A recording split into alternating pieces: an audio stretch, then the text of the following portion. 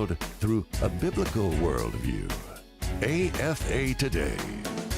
So glad you're with us live from New York. And again, if you're watching on the AFA channel, there's a live shot of the Brooklyn Bridge. It is undergoing some reconstitution of itself. There's some stones that have fallen out, but it is a beautiful site nonetheless. And for those that have never been to New York, it's one of the fun things to do is when you get here is to walk the bridge end to end. It's actually walkable. You're kind of up above the traffic, and you can look down on the cars as they go. But it's a fun thing to do, and I encourage you to do it.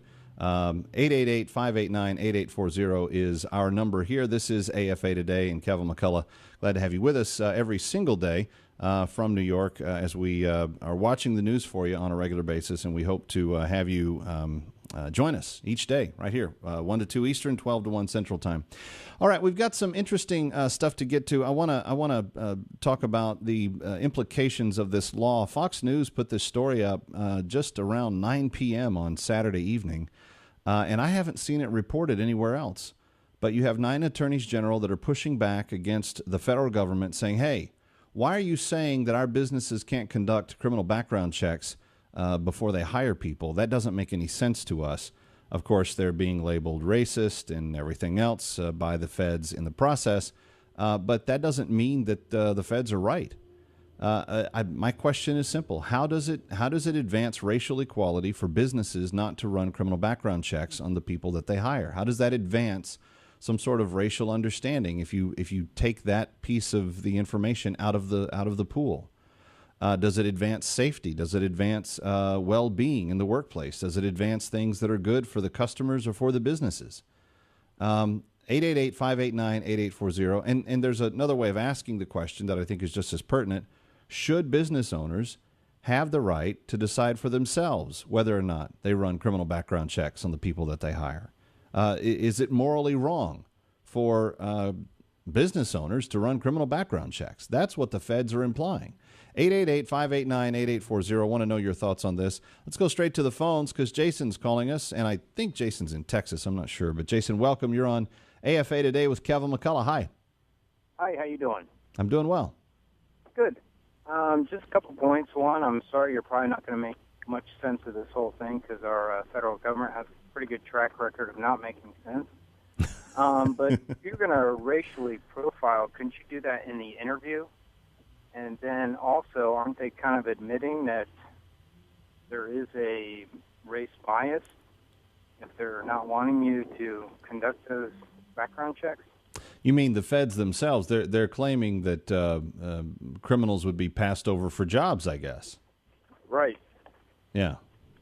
That's the only thing I can think of, Jason, that actually is the total outcome and goal for this. Let me put it another way. Does the White House intend for you to be forced to hire criminals? That's the other way of asking the question. Is it the intention of the federal government to force you to hire criminals by eliminating the opportunity for you to conduct criminal background checks prior to hiring?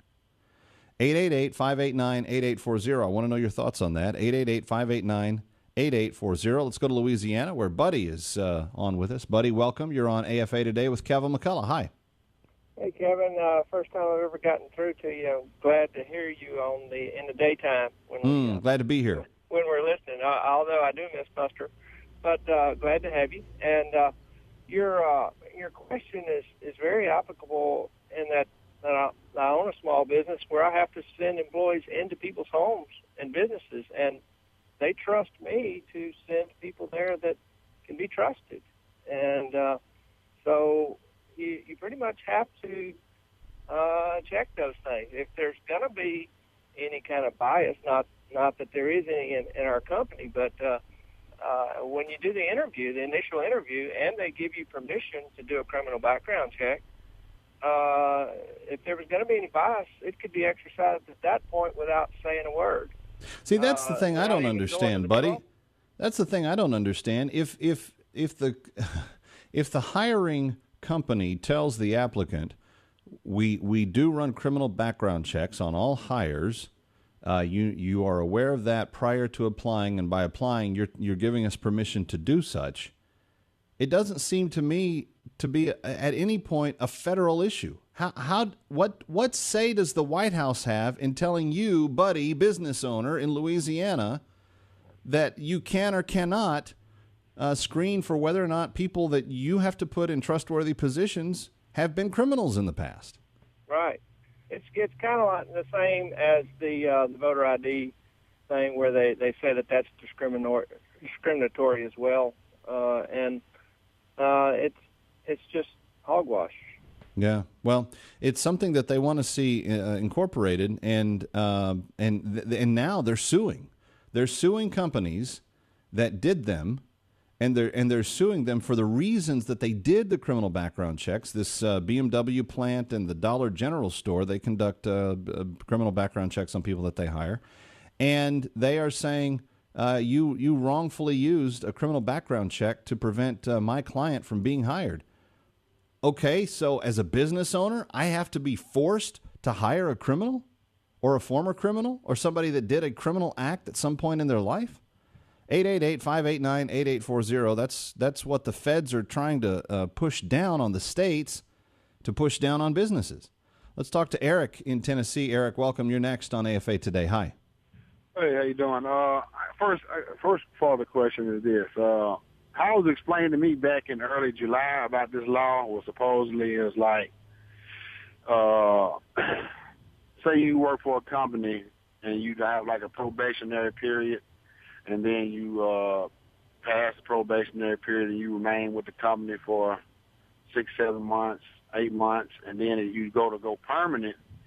Most companies run a secondary background check, and how it was explained to me is that the secondary background check, that it would stop them from making you permanent or stop them from firing you based on what was in your criminal history, and you had worked for the company for so long, and the secondary background check came up, showing whatever you had in there again. That's how it was explained that the law was supposed to work to me. Yeah. Secondly, well, number one, Eric, it's not a law. Number two, they are forcefully suggesting this to be done on businesses, and then they're suing businesses that choose to use criminal background checks anyway. So does the business owner have the right to decide the character and nature of the types of people he wants working for him?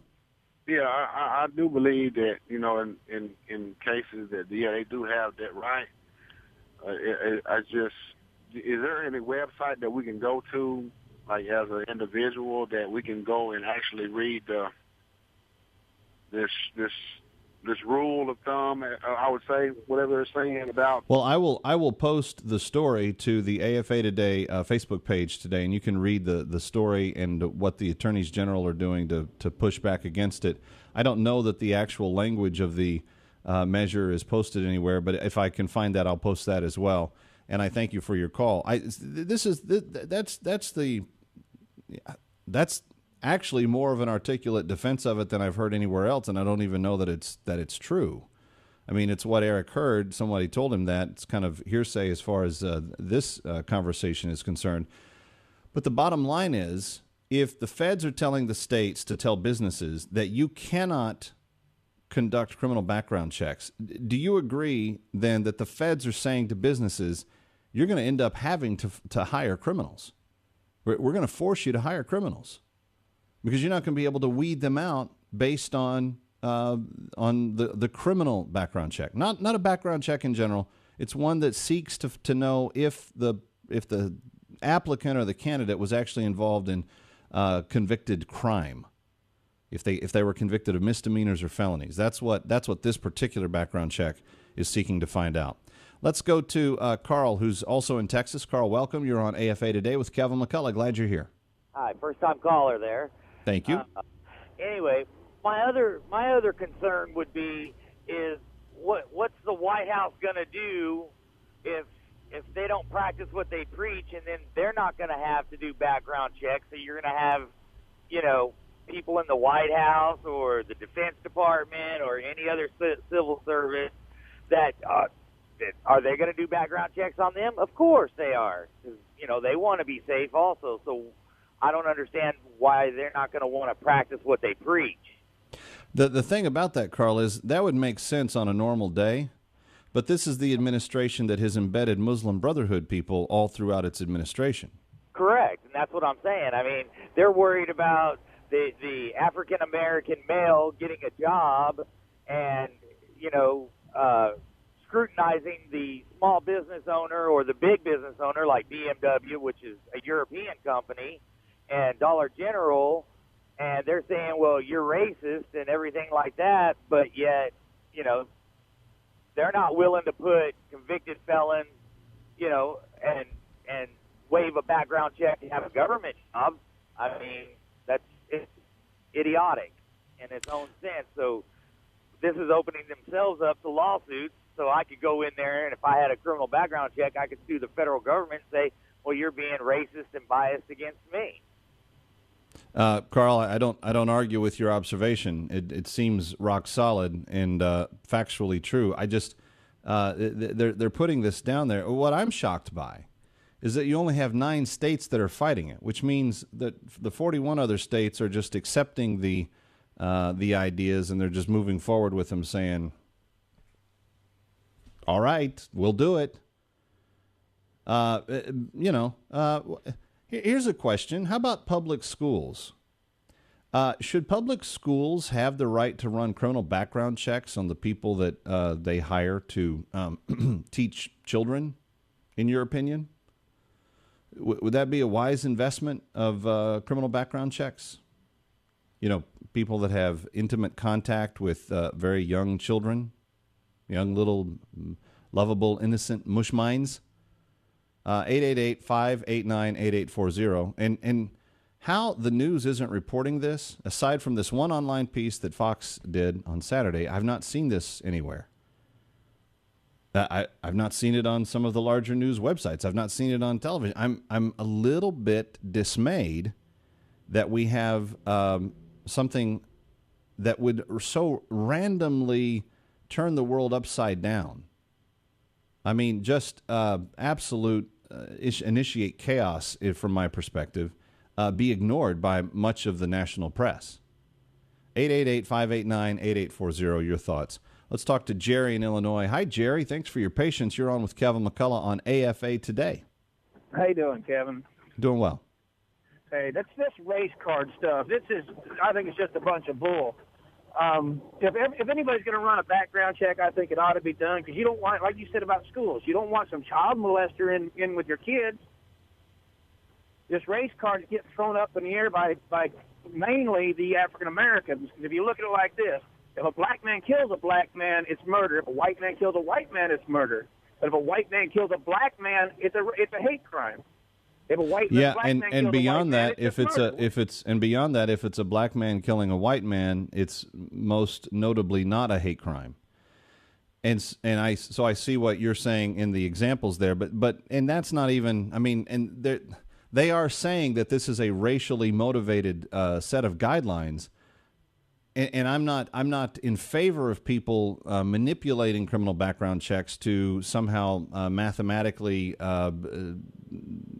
keep out people of whatever ethnicity from getting a job. But how does running the criminal background check itself demonstrate bias? That's what I don't think the administration's proven here. If you could prove that the criminal background check was going to create bias against a people group, then you might have an audience that would say, okay, maybe I can understand that. But if all you're saying is black men get arrested at a rate higher than everybody else, therefore criminal background checks are racist because it may keep some black men from getting some jobs, I think that's just insane.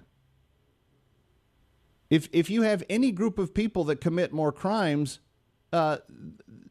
and the purpose of business and civil society is to keep crime at a minimum, then you don't put people that commit crimes into sensitive, trustworthy situations where more crime could be committed and the people are left defenseless. And it doesn't matter what the person's race is. It doesn't matter where they come from. I don't care if they have polka-dotted kids. It doesn't matter to me. What does matter is an individual's sovereignty and dignity. You know where this will be, really used a lot? The south side of Chicago. You got small businesses that are trying to make it in really rough neighborhoods. They want to give kids a chance. They want to hire people, but you got a lot of gang activity. And I wouldn't be surprised if there are a lot of African-American business owners that run criminal background checks on the people that they hire. Why? Because they don't want to hire gang members and crooks to run their businesses when they go home at night during the part-time hours. How can this possibly be a racial issue? Yet that's because the feds said it is, and because the feds are now Eric Holder and Barack Obama, we're supposed to all believe, yep, they said racist, it must be. How does that... I'm still asking someone to help me understand their position. If I've missed it somewhere, just show it to me. I'm more than happy to try to look at it. But I don't see with my eyes how asking businesses to stop using criminal background checks somehow racially targets a group of people and then says, we're going to show bias against you because we ran the background check. More of your calls on this coming up. 888-589-8840. It's AFA Today. I'm so glad to be with you every single day here on the AFR Talk Radio Network.